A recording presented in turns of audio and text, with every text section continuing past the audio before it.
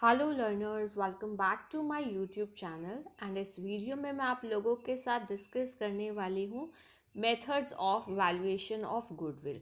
और हम जिस मेथड को डिस्कस करेंगे उसका नेम है simple average profit method. Okay, मैंने आप लोगों के साथ डिस्कस किया है गुडविल के बारे में, उसका क्या मीनिंग है, क्या उसके फीचर्स हैं, क्या नीड है, क्या टाइप है एंड फैक्टर्स अफेक्टिंग।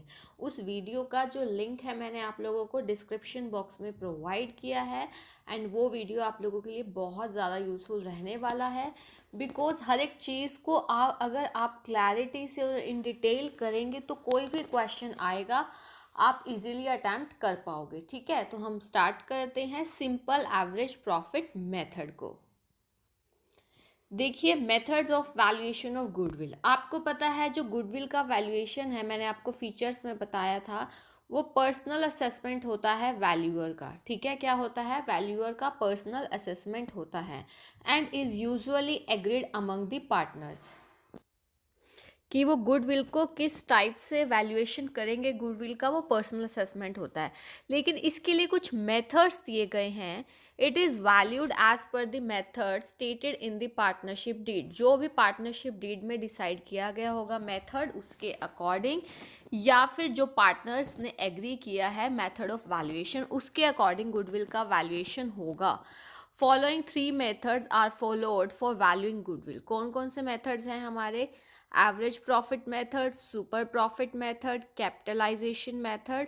ठीक है, और फर्दर कैपिटलाइजेशन में हमारा जो है capitalisation of average profit method आ जाता है और capitalisation of super profit method इसमें काउंट होता है। तो इस वीडियो में हम लोग डिस्कस करेंगे एवरेज प्रॉफिट मेथड का भी एक जो पार्ट है, सिंपल एवरेज प्रॉफिट मेथड को। देखो, आपको मेथड्स के नेम भी पता होना चाहिए कि गुडविल के वैल्यूएशन के लिए कौन कौन से मेथड्स यूज होते हैं, बिकॉज आपका एमसीक्यू कई बार इसी से रिलेटेड भी आ जाता है कि which among the following is not a method for valuation of goodwill. Okay, तो जो मैंने आपको बोला एवरेज प्रॉफिट मेथड, तो जो गुडविल है हमारे एवरेज प्रॉफिट मेथड में, उसको हम कैलकुलेट कर सकते हैं या सिंपल एवरेज प्रॉफिट मेथड से, ओके, या फिर वेटेड एवरेज प्रॉफिट मेथड से। ठीक है, या फिर हम कैसे कर सकते हैं? या तो आप कर सकते हो सिंपल एवरेज प्रॉफिट मेथड से, या फिर आप कर सकते हो वेटेड एवरेज प्रॉफिट मेथड से। डिस्कस करते हैं सिंपल एवरेज प्रॉफिट मेथड को। इस मेथड में क्या होता है कि जो भी नॉर्मल बिजनेस प्रॉफिट, यानी कि जो नॉर्मल प्रॉफिट्स अर्न करते हैं एक business for the specified number of years, उनको कंसिडरेशन में लिया जाता है। ठीक है, और जब हम बात कर रहे हैं नॉर्मल बिजनेस प्रॉफिट को कैलकुलेट करने की, नॉर्मल बिजनेस प्रॉफिट जिसको हम लोग फ्यूचर मेंटेनेबल प्रॉफिट भी बोलते हैं, यानी कि इतना तो होना ही चाहिए। क्या है? नॉर्मल बिजनेस प्रॉफिट या फिर future maintainable profit on the basis of past profit, क्योंकि जो पास्ट प्रॉफिट हुए हैं उसी को देख के ही हम देखेंगे ना कि क्या नॉर्मल प्रॉफिट्स बन रहे हैं। तो अगर कोई भी एबनॉर्मल गेन हुआ है, एबनॉर्मल गेन यानी कि जो पर्टिकुलरली रिकरिंग बेसिस पे नहीं होता, बिजनेस एक्टिविटी से रिलेटेड नहीं है, ठीक है, any abnormal gain is excluded, उसमें से हम उस ईयर में से एबनॉर्मल गेन अगर हुआ है वो ऐड किया होगा तो वो हम माइनस कर देते हैं, और एबनॉर्मल लॉस जो होता है उसको हम क्या कर देते हैं? ऐड कर देते हैं पास्ट प्रॉफिट्स में। ठीक है, ये चीज़ ध्यान रखना। और जो नॉर्मल हम बात करें, normal profits earned are total, जो भी नॉर्मल प्रॉफिट हमने अर्न किए हैं उसको क्या किया जाता है? टोटल किया जाता है। और एवरेज कैसे निकालेंगे? By dividing total of normal profit by number of years. मान लो 5 ईयर्स का आपने लिया नॉर्मल प्रॉफिट्स, तो एवरेज कैसे निकलेगा? Normal profits divided by number of years. ठीक है, और फिर एवरेज नॉर्मल प्रॉफिट जो भी हमने निकाला उसको हम ना नंबर ऑफ ईयर्स परचेज्ड, अभी आप सीखेंगे कि नंबर ऑफ ईयर्स परचेज्ड का क्या मतलब है। देखो, एवरेज नॉर्मल प्रॉफिट को हम मल्टीप्लाई करते हैं नंबर ऑफ ईयर्स परचेज से, तब जाके गुडविल निकलती है। ये फॉर्मूला आप लोगों के लिए बहुत इंपॉर्टेंट है।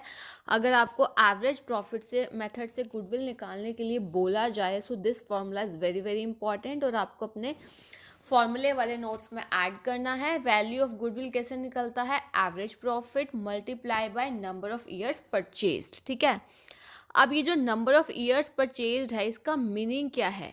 देखो, अब मान लो आप किसी का बिजनेस खरीद रहे हो, तो कुछ टाइम तक अब आप खरीद रहे हो, तो आप जो नया हम है, जो हम खरीद रहे हैं, हमारे बारे में लोगों को नहीं पता। हम पुराने वाले जो मतलब सेलर है, जो हमें बिजनेस सेल कर रहा है, उसी की गुडविल हम यूज करने वाले हैं, ठीक है। So number of years purchased means the number of years for which the firm is likely to earn same amount of profit after change of ownership because of the efforts put in the past. यानी कि ownership change हो गई, ठीक है, जिसने खरीदा।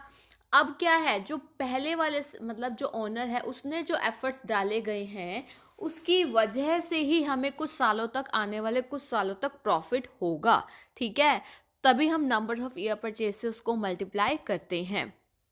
और ये मेथड जो है, ये हमारा इस एजम्पशन पे बेस्ड है that profit of a newly started business will not match the profit of an established firm. Obvious है कि एक बिजनेस नया स्टार्ट हुआ है, एक ऑलरेडी है, तो उनके प्रॉफिट्स मैच नहीं करते, ठीक है। या फिर ऐसी एंटरप्राइज जो कि इनिशियल स्टार्टिंग के ईयर्स में है, तो हैंस परचेजेस और रनिंग बिजनेस पेज गुडविल। अगर आप एक चलता हुआ, एक तो आप नया बिजनेस एस्टैब्लिश कर रहे हैं, और एक आप ऑलरेडी जो है रनिंग बिजनेस उसको परचेज कर रहे हैं, तो इसके लिए क्या है कि जो गुडविल देनी पड़ेगी for being in a position to earn profit in the initial और ईयर्स ऑफ द बिजनेस। इसीलिए क्या है कि आपको गुडविल, आप गुडविल के लिए भी क्या करते हैं, पेमेंट करते हैं, ठीक है। अब देखो, हम जो है इसमें आपने फॉर्मूला में देखा average profit multiply number of years purchased. अब क्या रीजंस है, देखो हर एक चीज़ के बारे में आपको पता होना चाहिए। Past profit show the trend of financial performance. अगर आप पहले के प्रॉफिट देखेंगे, जिस बिजनेस को आप खरीद रहे हो, पास्ट के प्रॉफिट देखोगे, तो आपको ट्रेंड पता चलेगा फाइनेंशियल परफॉर्मेंस का, क्या सेल रही है, क्या प्रॉफिट है, और फ्यूचर में फ्यूचर प्रॉफिट्स पे इसका क्या इम्पैक्ट हो सकता है, ठीक है। तो जो बायर्स है बिजनेस के, would like to estimate future profit. अगर आप किसी बिजनेस को परचेज कर रहे हो, तो एज ए बायर आप जानना चाहेंगे कि क्या फ्यूचर प्रॉफिट होंगे, for which profits are average, जिसकी वजह से प्रॉफिट्स को एवरेज दिया जाता है, एवरेज किया जाता है, ठीक है।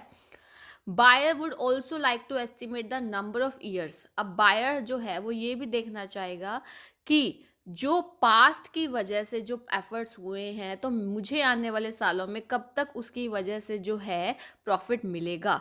तभी हम एवरेज प्रॉफिट और नंबर ऑफ ईयर्स परचेज्ड को यूज़ करते हैं, ठीक है। तो जो अभी मैंने आपको बताया है कि इसमें आपको डिटेल में बता रही हूँ कि सिंपल एवरेज प्रॉफिट मेथड में जब आप नॉर्मल बिजनेस प्रॉफिट कैलकुलेट करेंगे, तो क्या क्या चीज़ें ध्यान रखनी। देखो, गुडविल का वैल्यूएशन हम लोगों ने करना है, बट फर्स्ट स्टेप आपका क्या होगा, सिंपल एवरेज प्रॉफिट मेथड में आप लोगों का फर्स्ट स्टेप होगा कि आप कैलकुलेट करेंगे first of all normal business profit.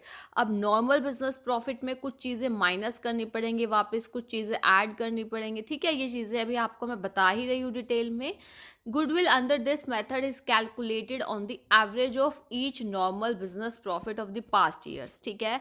अब जो नॉर्मल बिजनेस प्रॉफिट या फिर फ्यूचर मेंटेनेबल प्रॉफिट जो है, उसको हम कैसे कैलकुलेट करेंगे, देखो प्रॉफिट और loss of the past year जो हमें दिया होगा क्वेश्चन में, ठीक है, बिफोर एडजस्टमेंट अगर दिए हुए हैं, तो उसमें ऐड कर देंगे हम। क्या क्या चीज़ें ऐड करेंगे वो ध्यान रखना है। अगर उस साल मान लो कोई एबनॉर्मल लॉस हुआ था, जैसे कि loss by fire, loss by theft, ये सब कुछ होता है ना इसमें, ठीक है। उसके बाद है loss on the sale of fixed assets. अब ये नॉर्मल बिजनेस एक्टिविटी तो नहीं है, तो उस साल अगर वो लॉस हुआ होगा, तो वो वापस ऐड बैक करेंगे ताकि हमें प्रॉपर प्रॉफिट पता चल सके, ठीक है। और अगर ओपनिंग स्टॉक को आपने ओवर वैल्यूएशन किया, ओपनिंग स्टॉक ज़्यादा दिखाया होगा तो प्रॉफिट कम हो गया होगा, तभी ऐड कर रहे हैं। या क्लोजिंग स्टॉक को अगर आपने अंडर वैल्यूएशन किया है, तो इससे भी हमारा प्रॉफिट कम हुआ होगा, तो वापस ऐड कर रहे हैं। नॉन रेकरिंग एक्सपेंसेस, ऐसे एक्सपेंसेस जो कि हम ये कह सकते हैं कि रिपीटेडली नहीं होते हैं, बार बार नहीं होते हैं, ठीक है। ऐसे एक्सपेंसेस जो कि हम एक्सपेक्ट नहीं करते हैं फ्यूचर में उन्हें, ठीक है। और अगर कैपिटल एक्सपेंडिचर को आपने रेवेन्यू एक्सपेंडिचर दिखा दिया, देखो कैपिटल एक्सपेंडिचर आपका उस एसेट से रिलेटेड है, आप उसको रेवेन्यू से नहीं दिखा सकते, तो ये भी आपके प्रॉफिट को कम कर दिया होगा, तो इसको भी वापस ऐड करना है। जैसे purchase of machinery wrongly debited to purchases account, machinery को परचेज किया बट आपने उसको दिखाना था मशीनरी में, आपने परचेजेस अकाउंट में दिखा दिया, इसकी वजह से प्रॉफिट कम आए होंगे, तो वापस हमने उसको क्या कर दिया, ऐड बैक कर दिया, ठीक है। ये तो थी चीज़ें ऐड करने वाली। लेस क्या करेंगे अगर कोई एबनॉर्मल गेन हुआ है, जैसे आप मान लो उस साल आपको सेल फिक्स्ड असेट्स की सेल की उस पर प्रॉफिट हुआ, तो अब वो नॉर्मली तो नहीं होता ना, तो वो आपने क्या कर दिया, वो आपने कर दिया माइनस, ठीक है। अब देखो ओवर वैल्यूएशन कर दिया क्लोजिंग स्टॉक का, क्लोजिंग स्टॉक को ज़्यादा दिखाया होगा तो प्रॉफिट भी ज़्यादा आया होगा, तो माइनस करना पड़ेगा। ओपनिंग स्टॉक को अंडर वैल्यूएशन किया है, कम दिखाया है, तो इसकी वजह से प्रॉफिट बड़े होंगे, तो इसको भी माइनस करना पड़ेगा। जैसे पहले नॉन रेकरिंग एक्सपेंसेस को ऐड किया था, ऐसे ही हम लोग नॉन रेकरिंग इनकम को लेस करेंगे, क्योंकि ये वाली इनकम हम एक्सपेक्ट नहीं कर रहे हैं फ्यूचर में, नॉन रेकरिंग है ना, रिपीटेडली नहीं होगी। फिर है income from non trade investment, non trade यानी कि जो हमारे बिजनेस से रिलेटेड नहीं है, तो अगर उससे इनकम हो रही है तो ये हमारी वापस लेस हो जाएगी।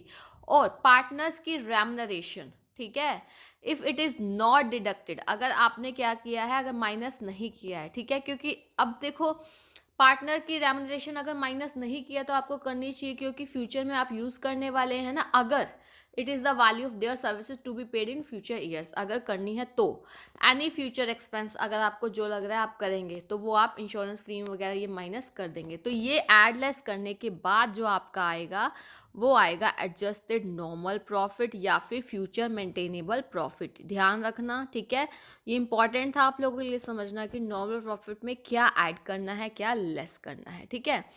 अब ये फर्स्ट स्टेप में हमने प्रॉफिट को एडजस्ट कर दिया। अब एवरेज प्रॉफिट कैसे निकालेंगे, जो भी आपने नॉर्मल बिजनेस प्रॉफिट सभी ईयर्स के जैसे स्टेप 1 में आपको बताया है, और उसको डिवाइड कर दीजिए by the number of years for which profit is determined to calculate the average profit, ठीक है।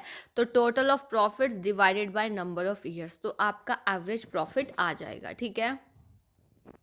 फिर उसके बाद आप ये देखेंगे कि एवरेज प्रॉफिट को नंबर ऑफ ईयर्स परचेज से मल्टीप्लाई करना है, तो उसको पहले कितने हम नंबर ऑफ ईयर्स परचेज लेंगे उसको डिटरमाइन करना पड़ेगा।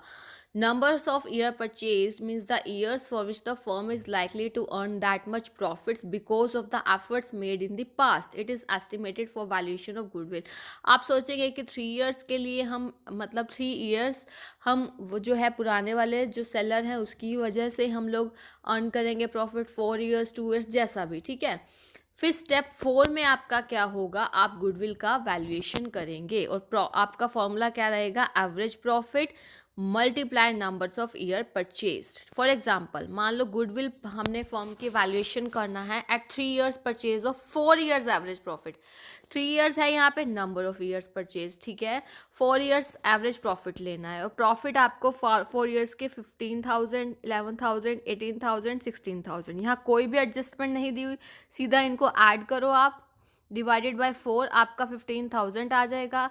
15,000 को नंबर ऑफ ईयर से परचेज से मल्टीप्लाई कर दोगे, 15,000 को आप 3 से मल्टीप्लाई कर दोगे, ठीक है, तो आपके पास यहाँ पे 45,000 आ जाएगा, ठीक है। ये था आपका ड्रॉ, ये वाला जो है आपका normal simple average profit method, but इसका एक ड्रॉबैक है, ये है कि इसमें हम ट्रेंड नहीं देखते प्रॉफिटेबिलिटी का। देखो मान लो हो सकता है जैसे हमने प्रॉफिट तो ले लिए, हो सकता है हमारे प्रॉफिट धीरे धीरे कम हो रहे हो, ठीक है, मान लो पहले साल 3 लाख हुआ, फिर 2 लाख हो गया, फिर 1 लाख हो गया, ट्रेंड क्या हो रहा है, डिक्रीज हो रहे हैं प्रॉफिट, बट ये तो एवरेज प्रॉफिट वही दिखाएगा, ठीक है। और एक फर्म ऐसी है जो पहले 1 लाख अर्न कर रही थी, फिर उसके प्रॉफिट बढ़कर 2 लाख हो गए, फिर 3 लाख हो गए, तो एवरेज तो दोनों का इक्वल ही आएगा। तो ये इसका एक ड्रॉबैक है कि distinction is not made between the business that has rising profits and the one that has falling profits, ये भी है। और हम हर ईयर के प्रॉफिट को इक्वल वेटेज दे रहे हैं, इंपॉर्टेंस दे रहे हैं, ये भी इसका ड्रॉबैक है। तो जो अब अगला मेथड हम करेंगे ना, वेटेड एवरेज प्रॉफिट मेथड, उसमें आपको ये वाली ड्रॉबैक फुल मतलब क्या हो जाएगी, ओवरकम हो जाएगी। तो ये मैंने आपको एवरेज प्रॉफिट मेथड डिटेल में करवाया है। अगर किसी को कोई भी डाउट हो तो आप लोग पूछ सकते हो। Thank you so much.